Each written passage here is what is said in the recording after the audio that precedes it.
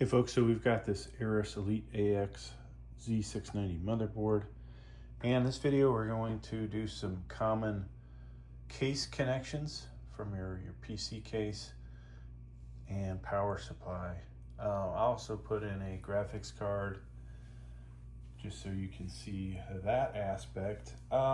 This is obviously outside of a case, and all the connectors I've used are, we'll just kind of say they're simulated because they've been cut out of a case to be used in this example, but they are the same connectors. Now, before we get started, if you happen to have a really nice case that has USB Type-C on it, you would connect to this connector, okay? I unfortunately don't have one. Well, I have one case out of the 20 cases I have that has that, and it'd be a little too difficult to demonstrate that for you all. So that's, I think, the main one we're not showing that some of the newer cases will have. All right, let's get started. So if your case has USB 3.0, 3.2, whatever, the blue USBs on the front of it, you will have one of these in here, right? And what you're looking for is this connector right here. All right, so this can go in only one way. There's a notch cut out here and a protrusion on this connector. Now it seems like the lighting is a little not so great. Let's see if we can improve it without it flashing everywhere. So if I put this light too close, it's going to possibly wreck the overall quality. All right, well, I'll just hold it up for time being. So let's talk about the next connectors that we're going to do. And to do that, we're going to have to rotate our motherboard. We've got this thing called HD audio down here on the end, and there's another one that looks just like it that is called a USB 2.0. So just be careful which one you grab. So you see that says HD audio. Notice one of the holes is filled there. That second one, that also matches up with your pins here. So this first row, second pin is missing. So you have to line that up so that goes in there just like so, all right? Easy day so far. Let's do another similar one, USB 2.0. Okay, once again, pin missing, but this time off the end. And in here, it's the second row, first pin that we're missing. You see this motherboard has two options. Go ahead and put that in there. Okay. Now we're going to do a SATA. This isn't necessarily off of your case, but it is a motherboard connector that you might use. So if you have a hard drive, whether it's a 3.5 inch mechanical drive or a 2.5 inch mechanical drive that you would find on a laptop, or a 2.5 SSD, this is how you're going to connect it to your motherboard. Those also get connected to the power supply. I'm not going to demonstrate that in this video, but just to show you, you would use the SATA power connector off your power supply. So the other end of this cable, the SATA, gets connected to your drive, and then this one powers it, all right? Now for the fun stuff, folks. This is where I have to break out the glasses.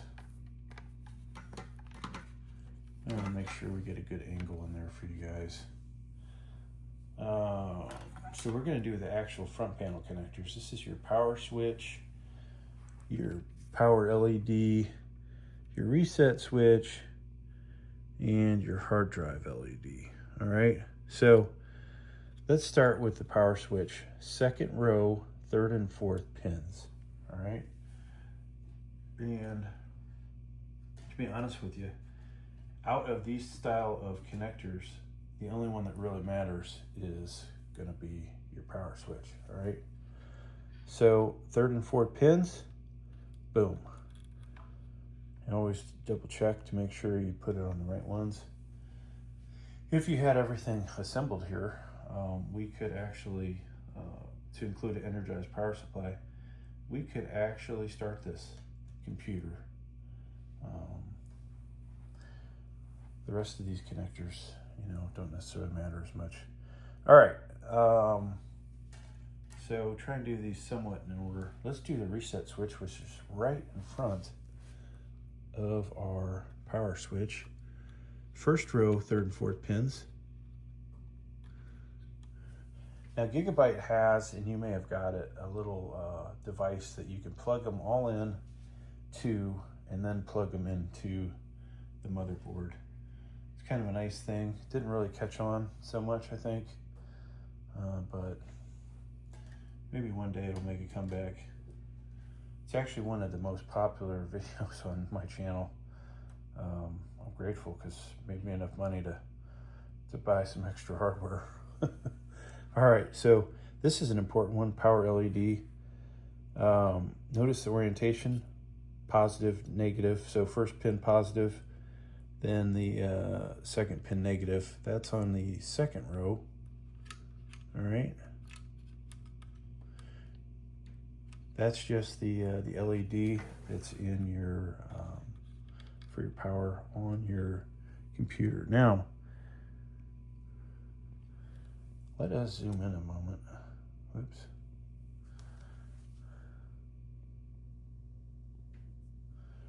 Let's see if we can get you guys a slightly better view. So you definitely want to use, if you need glasses, put glasses on when you're doing this. Hell, if you can use a camera like I'm doing to see what you're doing, even better. So this is the HDD LED, all right? And that's the first and second pins on the first row. And boom. So that does that. Now, let's talk about our power supply. Got this EVGA power supply. I think it's a gold or platinum model. I don't have all the connectors attached to it, but just the ones we're going to need for this video. So let us zoom out a little bit. And then I'm going to come in from this angle. This is your 24-pin ATX power. From the power supply, you have this guy. This actually provides power to the motherboard. And if you were to use BIOS flashback, this is one of the connections you definitely have to make, all right? So that's in there. Sometimes you hear a nice snap. There you go. That lets you know it's actually in there. When I thought it was in there, it wasn't in there. Now we're not going to do any like CPU cooler connectors, folks, but here's your CPU fan, all right, and CPU option next to it. So next thing we need is CPU power. And this one, this cable on this one's a little different. Usually they're like completely side by side, but this one actually has a set of 4 and a set of 2, all right? So minimum you need to fire this up, you could do it with 1, but you want to have at least a set of 2 4 pins, all right?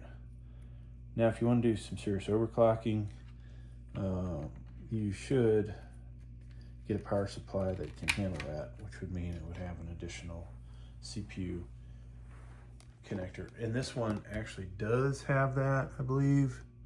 Yeah, right here, I just don't have the cable. All right, so apologies for not showing that, but you basically connect another one in there.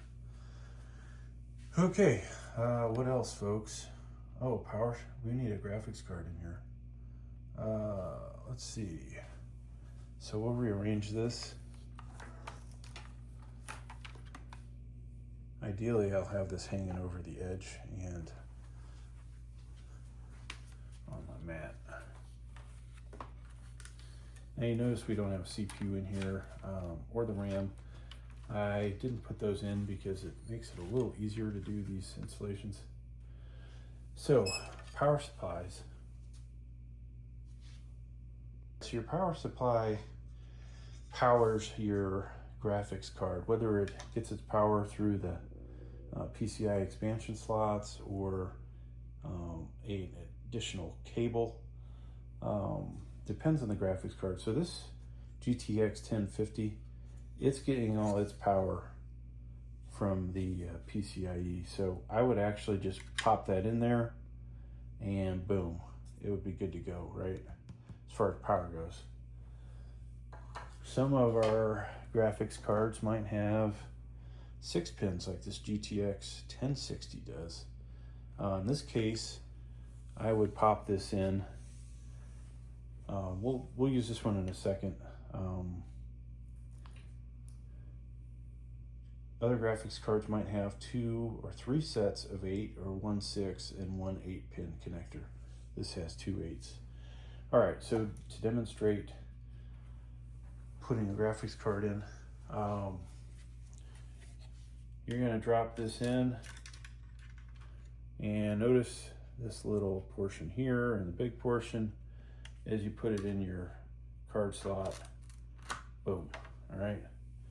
Now, what we're looking for power is one of these type cables. In this case, I need just a 6 pin. All right. If I had a graphics card with 8, I would use both these. If I had the other card that I showed you, which had 2, we would use both of these. All right. So all we're going to do here, folks, assuming we can see this, is connect this guy in here and hold on to your graphics card in this area, pop that in, boom. All right, and that completes our video, folks. Thanks for checking this out. Please like, please subscribe. Thank you.